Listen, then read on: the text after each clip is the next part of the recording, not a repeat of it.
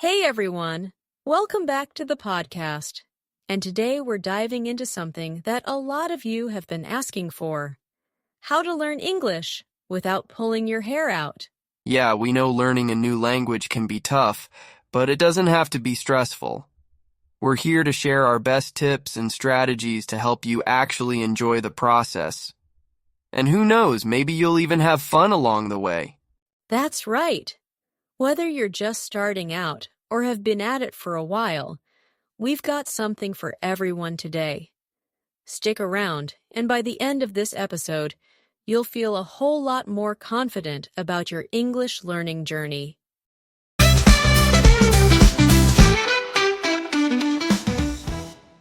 All right, let's get into it. So, learning English, it's a marathon, not a sprint, right? I think a lot of people get overwhelmed because they want to be fluent yesterday, but that's just not how it works. Oh, totally. And I get it, I've been there. It's easy to feel impatient when you're staring at a textbook thinking, how am I ever going to remember all this? But here's the thing. You don't have to learn everything at once.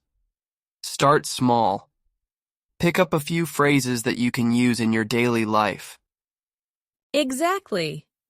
Even something as simple as learning how to say, "How's it going?"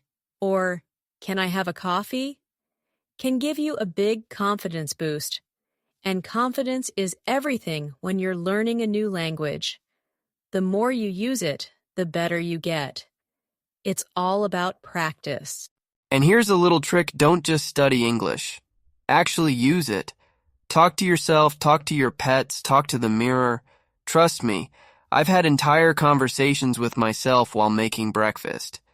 It might feel a little silly, but it works. Oh, I do that too. Sometimes I'll narrate what I'm doing, like, "All right, I'm making toast. Oh, this toaster is so slow." It doesn't matter what you're saying. What matters is that you're speaking. Yes! The more you talk, the more natural it feels. And don't worry about making mistakes. I think that's where most learners get stuck. They're so afraid of saying something wrong that they don't say anything at all. Yep. But here's the secret. Making mistakes is actually good. It's how you learn. Every mistake is a step closer to getting it right. Plus, most people aren't going to judge you for it. Trust me, native English speakers make mistakes all the time. I mean, have you ever heard how some people butcher the word literally? Literally, it's like I was literally dying. No, you weren't. But seriously, if native speakers can mess up, so can you. The point is to communicate, not to be perfect. So, let's talk about making English learning fun, because I think a lot of people approach it like a chore.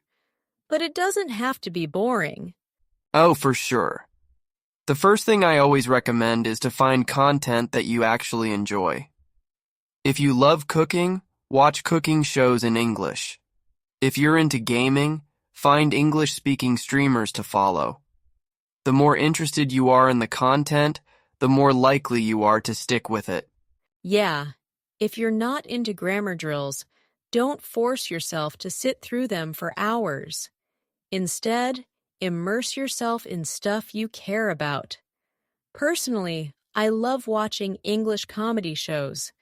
Not only do I pick up useful phrases, but I also get a good laugh out of it. Two birds, one stone. I love that.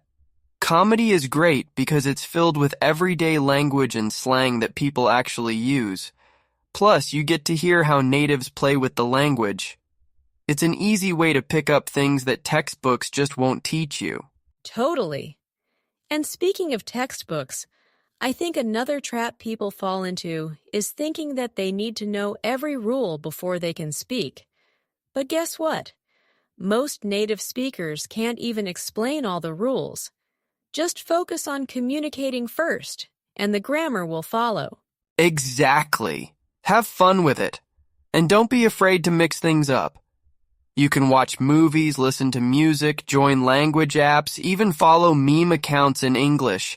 Anything that keeps you engaged. All right, So we've talked about making English fun, but what about practice? Because let's be real, there's no magic pill. You've got to put in the work. Yep, there's no escaping it. But here's the thing. Consistent practice is more important than how much you practice at once. You don't need to spend hours every day cramming new words. Even 10 or 15 minutes a day, if you're consistent, can make a huge difference. Exactly. It's like going to the gym, right? If you work out for 10 minutes every day, you'll get way better results than doing a 3-hour session once a month. The same goes for English. Keep it consistent. Oh, and something I swear by is shadowing. Have you heard of that? It's when you listen to someone speaking in English and you repeat exactly what they say, trying to mimic their tone and accent. It's super helpful for improving pronunciation. Yes, shadowing is a game changer.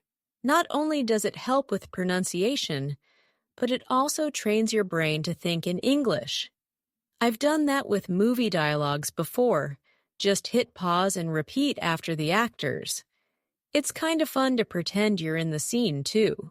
Oh, I've totally done that. I once shadowed an entire TED Talk. By the end, I was like, wow, I sound so professional. But honestly, you don't have to be perfect.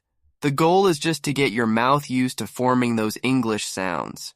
Okay, so we've covered making English fun and practicing consistently, but there's one more thing that I think holds a lot of people back: fear. Fear of making mistakes, fear of sounding silly, or fear of not being understood. Oh, absolutely. And that fear is totally normal. We've all been there. But here's what I want everyone listening to remember. The fear won't go away on its own. You have to push through it. The more you speak, the less scary it becomes. Definitely.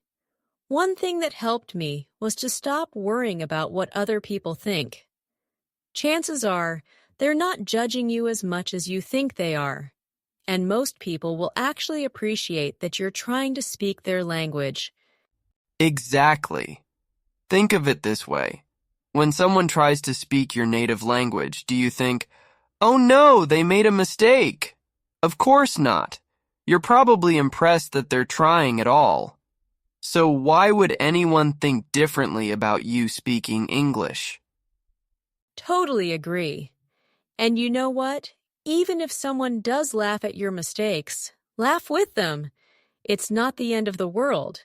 You're learning, and that's awesome. Right. And here's a little secret. If you can laugh at yourself, learning becomes a whole lot easier. It takes the pressure off, and you'll find yourself improving faster than you thought possible. Impatient, meaning feeling or showing a lack of patience. Unable to wait calmly for something. Example: I get impatient when waiting in long lines because I always want to get things done quickly. Mimic, meaning to copy the way someone speaks or behaves, especially to learn or for fun. Example: when learning English, try to mimic the accent of native speakers to improve your pronunciation. Consistent, meaning always behaving or performing in a similar way, not changing. Example: being consistent with your language practice is more important than spending hours cramming in one day. Engaged, meaning involved in something, interested and focused on what you are doing. Example: watching English comedy shows keeps me engaged while improving my language skills. Pronunciation, meaning the way in which a word is spoken. Example: my pronunciation improved significantly after practicing shadowing English podcasts every day. Fluent, meaning able to speak a language easily and accurately without hesitation. Example: becoming fluent in English takes time, but small daily efforts lead to big improvements.